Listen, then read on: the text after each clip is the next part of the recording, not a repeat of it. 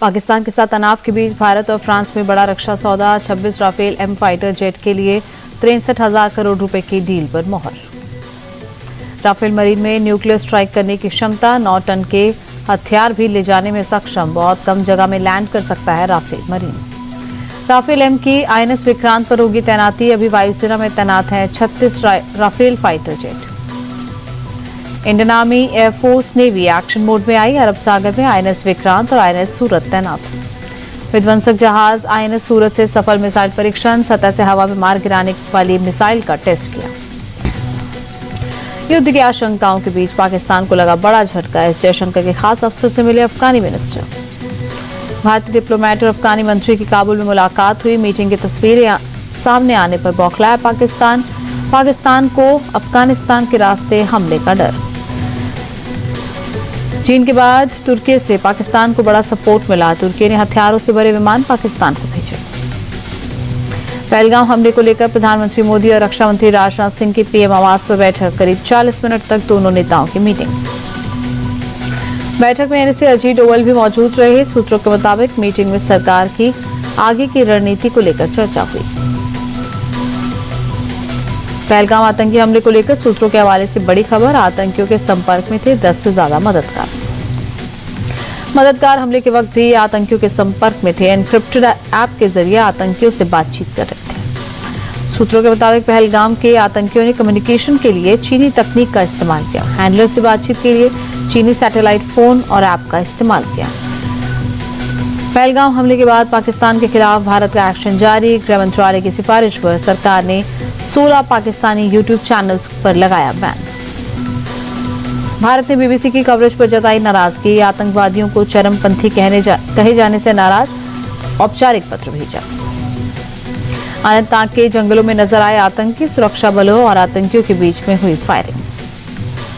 पहलगाम हमले पर चर्चा के लिए जम्मू कश्मीर विधानसभा का विशेष सत्र। विधानसभा में आतंकी हमले की निंदा की गई। जम्मू कश्मीर विधानसभा में CM उमर अब्दुल्ला ने पहलगाम आतंकी हमले की निंदा की। बोले, हमला निंदनीय, पीड़ित परिवारों के साथ हमारी हमदर्दी। पहलगाम हमले के खिलाफ प्रदर्शन जारी। जम्मू में शिवसेना डोगरा फ्रंट ने प्रदर्शन किया। पाकिस्तान मुर्दाबाद के नारे लगाए। दिल्ली में कांग्रेस यूथ का पाकिस्तान उच्चायोग के बाहर प्रदर्शन। पुलिस और प्रदर्शनकारियों के बीच झड़प हुई। बीजेपी सांसद निशिकांत दुबे का बड़ा दावा। बोले, भारत में शादी करके 5 लाख पाकिस्तानी लड़कियां यहां अवैध रूप से रहीं। आज तक इन्हें यहां की नागरिकता नहीं मिली।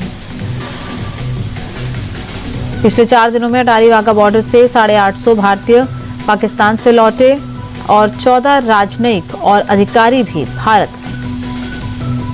पहलगाम हमले पर सपा सांसद अवधेश प्रसाद बोले, ये हमला देश की आजादी पर हमला। पूरा देश एकजुट है। कांग्रेस नेता मणिशंकर ये के सवाल पर बवाल। बीजेपी बोली, कांग्रेस अब भी नहीं बदली। उनके नेता आतंकियों का समर्थन करते हैं।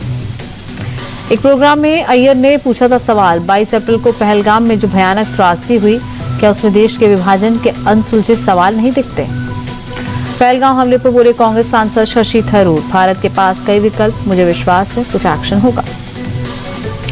जम्मू कश्मीर के CM उमर अब्दुल्ला बोले, आतंकी हमले के दोषियों पर सख्त कार्रवाई हो, लेकिन निर्दोष लोगों को परेशान न किया जाए।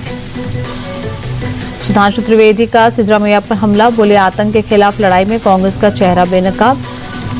ये वक्त विषैले सांपों को दूध पिलाने का नहीं, उनके खात्मे का है। पहलगाम हमले पर बीजेपी सांसद रविशंकर प्रसाद बोले, हमले के खिलाफ देश में गुस्सा। कांग्रेस नेता इस मामले में गलत बयानबाजी कर रहे हैं। रविशंकर प्रसाद बोले, आतंकी घटनाओं पर कांग्रेस नेताओं के बयान शर्मनाक। पाकिस्तान में कांग्रेस नेताओं के बयान दिखाए जा रहे हैं। सिद्धरामैया के बयान को बीजेपी सांसद तेजस्वी सूर्या ने निंदनीय और आपत्तिजनक बताया। सिद्धरामैया ने पाकिस्तान के खिलाफ कड़ी कार्रवाई नहीं करने की बात कही थी। युद्ध को लेकर कर्नाटक CM सिद्धरामैया के बयान पर बीजेपी नेता संबित पात्रा का पलटवार। बोले, कांग्रेस ने अपनी फितरत दिखा दी। सिद्धरामैया का बयान देशद्रोही। पाकिस्तान के साथ युद्ध को लेकर दिए बयान से मचे बवाल के बाद कर्नाटक CM सिद्धरामैया का U-टर्न। बोले, मेरे बयान को गलत तरीके से पेश किया गया। असम में राजद्रोह के आरोप में 16 लोग अरेस्ट। पहलगाम आतंकी हमले पर विवादित टिप्पणी की थी। वक्फ कानून को लेकर AIMIM प्रमुख ओवैसी बोले, कानून के जरिए सरकार ने मुसलमानों की मस्जिदों, दरगाहों पर हमला किया उनकी जमीन जायदाद छीनना कानून का मकसद है। जयपुर में कांग्रेस ने संविधान बचाओ रैली का आयोजन किया। मल्लिकार्जुन खड़गे, गहलोत समेत पार्टी के कई बड़े नेता शामिल हुए। रैली में खड़गे ने सरकार पर निशाना साधा। बोले, हम एकता की बात करते हैं, वो तोड़ने की बात करते हैं। बिहार के डिप्टी सीएम विजय सिन्हा का बयान, अब जाति नहीं बल्कि विकास की राजनीति चलेगी। यूपी के गाजियाबाद में आग का कहर।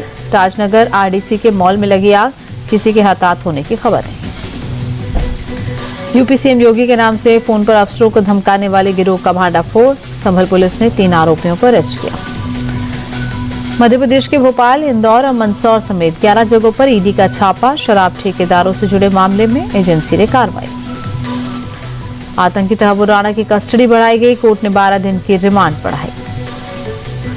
यूट्यूबर रणवीर इलाहाबादिया को सुप्रीम कोर्ट से बड़ी राहत। कोर्ट ने पासपोर्ट लौटाने का आदेश दिया। इंडिया गॉट लेटेंट विवाद मामले में जब्त हुआ था पासपोर्ट। रिलायंस इंडस्ट्रीज की चौथी तिमाही के शानदार नतीजे और एफआईआईज की जबरदस्त खरीदारी के चलते शेयर बाजार ने लगाई छलांग। सेंसेक्स में 1005 और निफ्टी 289 अंकों की उछाल।